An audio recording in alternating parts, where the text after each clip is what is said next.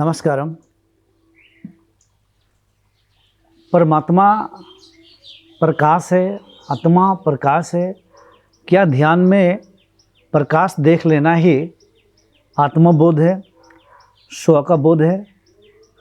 जिसे आप ध्यान कर रहे हैं और आपने ध्यान में प्रकाश देखा बड़ा सा, तो क्या आपने स्वयं को जान लिया? आपने ध्यान में कुंडलिनी शक्ति को देख लिया, चक्रों को देख लिया, कौन से चक्र का कौन सा कलर है, कितनी पंखुड़ियाँ है, ये सब देख लिया, अनुभव कर लिया।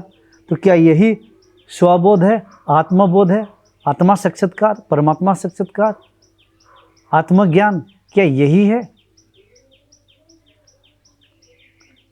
देखिए, कुछ गुरुओं का कहना है, और ना जाने ऐसे कितने लोग होंगे, वो भी सोचते होंगे कि आत्मा प्रकाश है और प्रकाश ध्यान में देख लेना तो जन्म मरण के चक्रों से छुटकारा उनको मिल गया, आत्मबोध हो गया, मुक्ति मिल गई।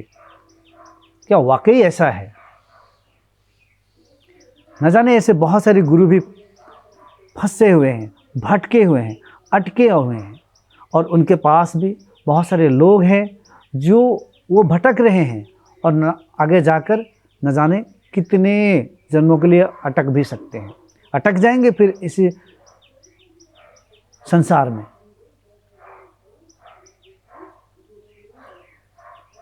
ध्यान से समझिएगा मैं क्या कहने जा रहा हूं। आत्मज्ञान, स्वबोध, परमात्मा का साक्षात्कार, परमात्मा का बोध हो जाना। क्योंकि अगर ज्ञान आपके अंदर सही नहीं है तो आप सही जगह पर भी नहीं जा सकते हैं। क्योंकि कोई गुरु अगर आपको कह रहा है कि ध्यान में प्रकाश देख लेना ही आत्मबोध है या परमात्मा का बोध है, तो वह गुरु भी फंसा हुआ है कहीं ना कहीं, और वह साधक भी फंस जाएगा।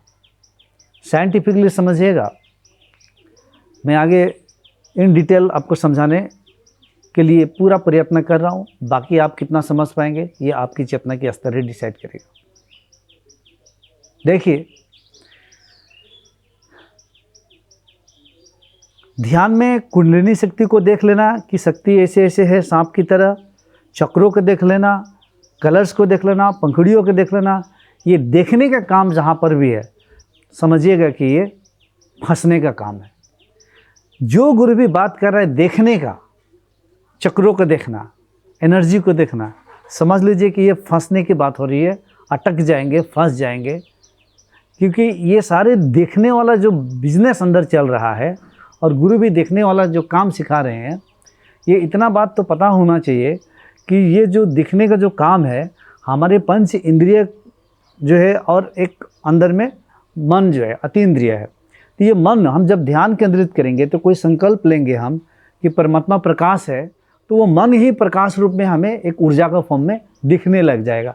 बात को ज़रा गहराई से समझने के लिए आप लोग कोशिश कीजिएगा। तो ये आपका ही मन का जो ऊर्जा है वो प्रकाश रूप में दिखेगा, विशाल अनंत प्रकाश रूप में दिखेगा। तो ये प्रकाश रूप में जो दिख रहा है, तो ये तो प्रकाश जो है ये तो पदार्थ है। फिर तो परमात्मा क्या पदार्थ है, भगवान क्या ईश्वर पदार्थ है। दिख रहा है यानी कि ये ऊर्जा है, ये पदार्थ है, और ये मन ही एक ऊर्जा फॉर्म क्रिएट कर लिया आपके ही संकल्प शक्ति से। किसी ने बताया कि परमात्मा प्रकाश है, तो मन में ये बात चली गई।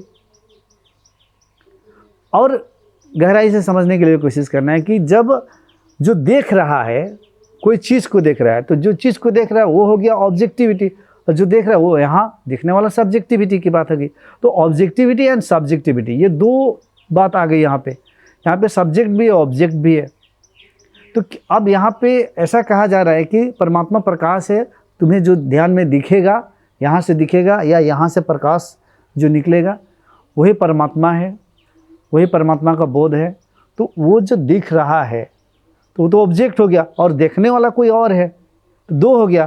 कोई एक चीज़ को दिखा जा रहा है और कोई देख रहा है। तो मेरा सवाल ये है, ये देखने वाला फिर कौन है? ये कौन देख रहा है, किसको देख रहा है? ये तो भ्रमात्मक ज्ञान है, ये तो आपको भ्रम में डाल देगा। ये भी एक अंतर जगत में, एक आध्यात्म में न जाने लाखों लाखों जो लोग हैं, साधु सन्यासी भी है, वो फंस जाते हैं इसी में। कोई किसी को मूर्ति देख रहे हैं, कोई साक्षात्कार देवी को देख रहे हैं, कोई कृष्ण को देख रहे हैं, कोई शिव को देख रहे हैं, कोई प्रकाश देख रहे हैं और सोच रहे हैं कि मुझे मुक्ति मिल गई, मैं लिबरेटेड हो गया, मुझे देवी देवता का दर्शन हो गया या तो परमात्मा का बोध हो गया, मैंने स्वयं को जान लिया।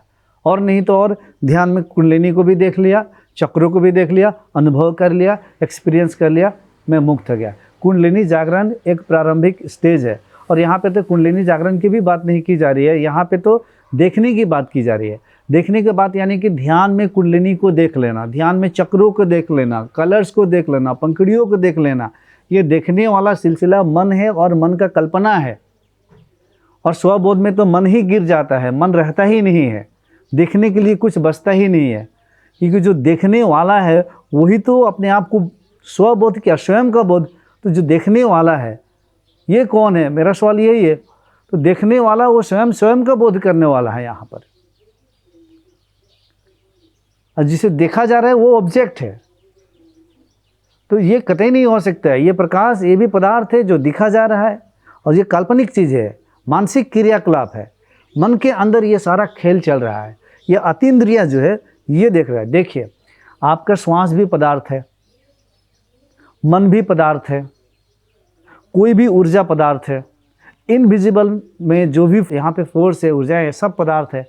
तो परमात्मा तो पदार्थ नहीं है ना, परमात्मा तो अति सूक्ष्म से भी सूक्ष्म है, वो सब में है और सब परमात्मा में है। ये इंद्रिया देख नहीं सकती है, मन नहीं जान सकता है, बुद्धि भी नहीं जा सकता है। स्वबोध में मन गिर जाता है, इंद्रिय के सारे विषय जो है विलुप्त हो जाते हैं, बुद्धि पूर्ण रूप से गिर जाती है, खत्म हो जाती है। स्व का बोध में समझ गिर जाता है, समझ में नहीं आता कि है क्या। जब समझ ना पकड़ पाए और एक विराटतम का बोध होता है, तो दिखने का नहीं होता है इसमें। कहीं भी अगर दिखने वाला चीज़ आए तो आप, मैं तो यही कहूँगा कि इस जन्म में भी ना फंसे, ऐसे गुरुओं से भी बच कर रहे।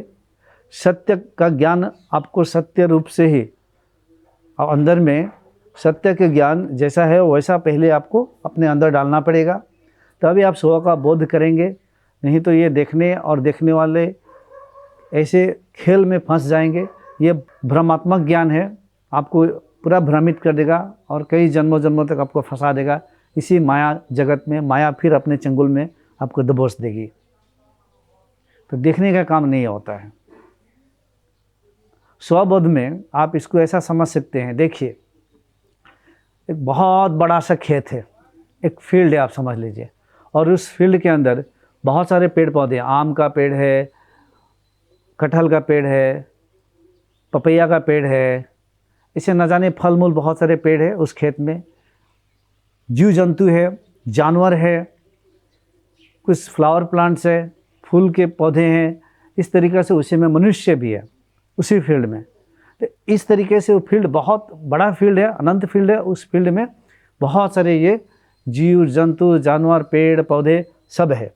समझिएगा मैं क्या आपको समझाने के लिए कोशिश कर रहा हूँ, मेरी इशारा को आप पकड़िएगा अंदर ही अंदर, इस पे अनुसंधान कीजिएगा मैं क्या कहना चाहता हूँ। जब किसी को स्व का बोध होता है तो ये पूरे जो दृश्यमान जो फील्ड है ये उसके लिए अदृश्य हो जाता है। अंदर में अदृश्य, ये इंद्रिया दिखती है लेकिन अंदर में उसका अनुभव नहीं कर पाता है ये दृश्यमान जगत को, और कर्ता भाव पूरे गिर जाता है। क्योंकि कर्ता भाव जब तक हम प्रकृति में रहेंगे, प्रकृति के साथ कहीं अटैचमेंट है, कहीं रिश्ता है, कोई आसक्ति है, आप प्रकृति के साथ आसक्त है तो आपको कर्ता भाव रहेगा, क्योंकि प्रकृति ही कर्ता है। ये कर्ता भाव ही गिर जाता है, यानी कि प्रकृति ही निष्क्रिय हो जाती है उसके लिए। प्रकृति है वो दृश्यमान है, दृश्यमान जो जगत है वही करता है, वो चल रहा है। लेकिन वो योगी के अंदर, वो जो व्यक्ति जिसने बोध किया स्व का बोध, उसके लिए ये दृश्यमान जगत क्या होता है, विलुप्त हो जाता है, विनष्ट हो जाता है, वो निर्भर की अवस्था में आ जाता है। और जब स्व का बोध करता है तो वो देखता है कि ये जो पूरा फील्ड है और फील्ड के अंदर जो कुछ भी इंद्रियों के लिए भी है ये सब मेरा ही स्वरूप है।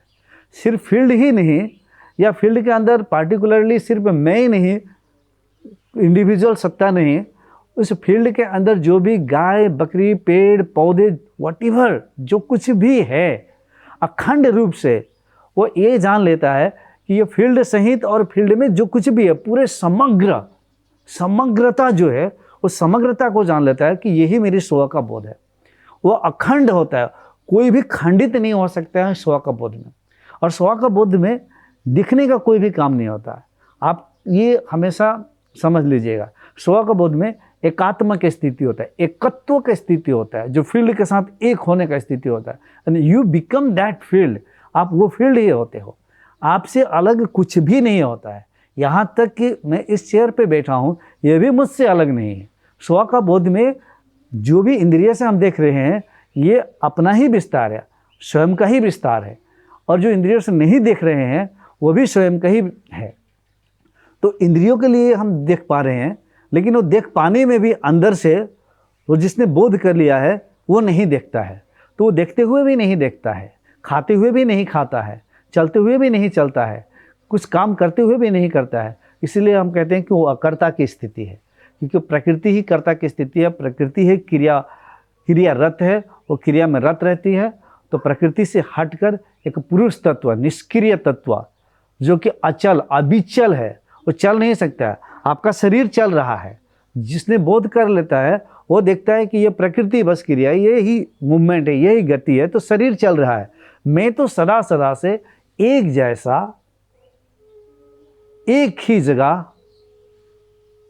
विद्यमान हूं, अनंत रूप से, आदि अंत से रहित, शाश्वत, अनादि। एक ठहराव, थोड़ा सी वहां में हिलन डोलन भी नहीं है स्व का बोध में। और उस स्व का बोध में ये सारे दृश्यमान जगत उसके अंदर से विलुप्त होते हैं। क्यों? क्योंकि प्रत्येक पदार्थ का भी निर्विशेष जो अवस्था होता है वही स्व का बोध होता है। इसीलिए वह इन पदार्थों को, ये भी एक चेतना का ही है, इंद्रियों से भी आप समझेंगे तो ये भी एक चेतना का ही स्तर है। इन पदार्थों से बहुत दूर वहाँ तक चला गया है जो कि निर्विशेष स्थिति, उसके आगे और कुछ है ही नहीं, कुछ नहीं है। इसीलिए वह उस यूनियन में होता है, उस एकात्म में होता है, उस एकत्व में होता है। वहाँ भाव और अभाव रहित अवस्था होता है वह। तो स्व का बोध में ये होता है। देखिए, मैं फिर से आप लोगों को कहना चाहता हूँ कि आप लोग थोड़ा सावधान रहिएगा। जहाँ पर भी ये देखने का, चक्र का, एनर्जी का, भगवान एनर्जी है, गॉड इज़ एनर्जी, इसी जहाँ पर भी बात हो रही है, जहाँ पर भी चक्र, हीलिंग, गॉड ऐसे हैं वैसे हैं, बिल्कुल ये आप इतने दलदल में फंस जाएंगे कि वहाँ से फिर निकलना आपका बहुत मुश्किल हो जाएगा। इसलिए सत्य को बोध करने के लिए आपका ज्ञान भी शुद्ध होना पड़ेगा, सात्विक ज्ञान। और बात ऐसी है कि यहाँ पे बहुत सारे जो गुरु है वो स्वयं को ना जाने, बस कुंडलिनी जागृत हो गई, वहीं पर भी अटक जाते हैं कुछ लोग। फिर यहाँ से थर्ड आई पे ध्यान करते हैं, कोई भी चीज़ को देख लेते हैं और कहते हैं हाँ परमात्मा यही है। इतना भी समझ में आना चाहिए कि जो देख रहा है वो कौन है। तो वो कह देंगे ये देखने वाला है, प्रकाश ही प्रकाश को दिखेगा। अरे प्रकाश यानी कौन से अर्थ में? प्रकाश दिखने यानी पदार्थ। तो प्रकाश मतलब स्वयं को भी एक आत्मा बोलेंगे, फिर परमात्मा। स्व का बोध में स्वयं के सिवा और कुछ नहीं बचता है। कोई आत्मा परमात्मा ये सब सब्जेक्ट ही खत्म हो जाता है। बस स्वयं, स्वयं मतलब स्वयं का बोध। इस बोध से और बड़ा कोई बोध नहीं है। इसी को हम आत्म सिद्धि कहते हैं, योग सिद्धि कहते हैं। और स्वयं का बोध में आप स्थित प्रज्ञ की स्थिति में अवस्थित हो जाएंगे, यानी हिमालय के पर्वत की तरह। आपको बाह्य जगत की कोई भी चीज़ किंचित मात्रा भी हिला नहीं पाएगी, एनीथिंग, क्योंकि आप एक अप्रभावित के केंद्र पे है। क्यों अप्रभावित के केंद्र पे? प्रभावित वही हो सकता है, कोई चीज़ को प्रभावित होने के लिए कुछ होना पड़ेगा। तो यहाँ पे कुछ रहता ही नहीं है, नथिंगनेस है, कुछ है ही नहीं। जब कुछ है ही नहीं तो कौन प्रभावित होगा? प्रभावित होने के लिए कुछ तो बचना पड़ेगा।